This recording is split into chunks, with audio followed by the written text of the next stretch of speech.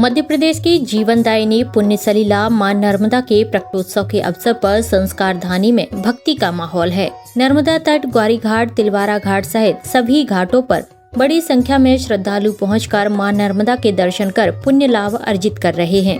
इसी क्रम में मध्य प्रदेश के नगरीय प्रशासन मंत्री कैलाश विजयवर्गीय आज अल्प प्रवास पर जबलपुर पहुंचे। उन्होंने लोक निर्माण मंत्री राकेश सिंह के साथ नर्मदा जयंती के अवसर पर ग्वारी घाट पहुंचकर पूजन अर्चन किया।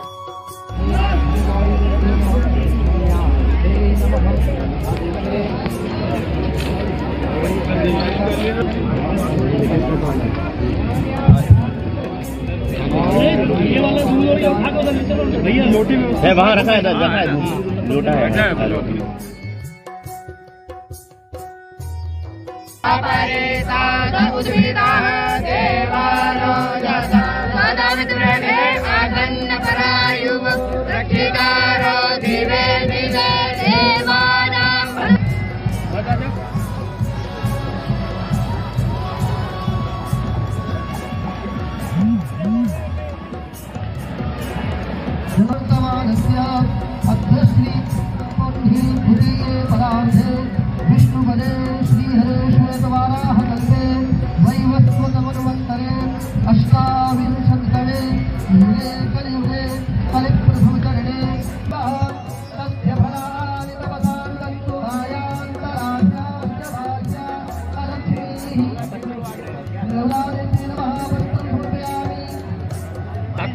कोई दिक्कत नहीं।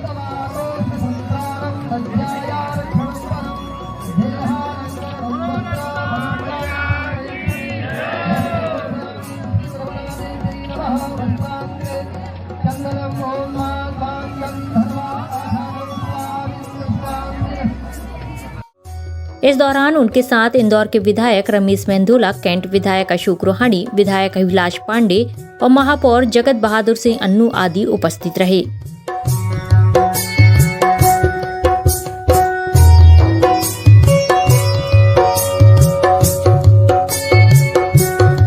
आज माँ का अवतरण दिवस है।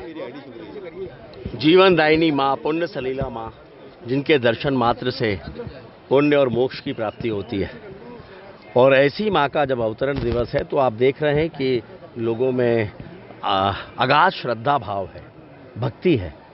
और आज 5 लाख से ज़्यादा लोग केवल ग्वारी घाट में ही माँ के चरणों में उनके दर्शन के लिए आते हैं। और इसलिए हम सब ने मिलकर ये तय किया कि हम सबकी भी जिम्मेदारी है।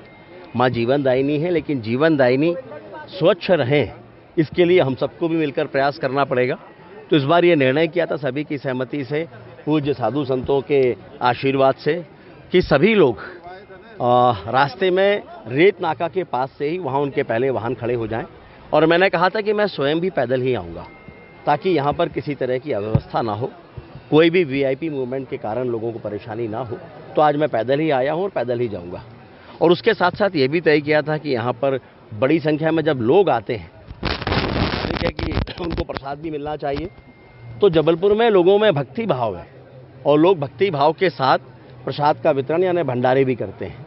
तो उन सबसे आग्रह किया कि प्रसाद का वितरण जरूर हो, लेकिन वो थोड़ा हटके हो, माँ के तट पर ना हो, ताकि गंदगी भी ना हो, जूठन भी ना हो। और साधु संतों का ये आदेश भी था और मुझे बेहद खुशी है कि सभी भक्तों ने उसको स्वीकार किया और थोड़ा हटके दूर चौराहे के पास वहाँ ये तय किया कि सभी प्रसाद का वितरण वहाँ पर करेंगे।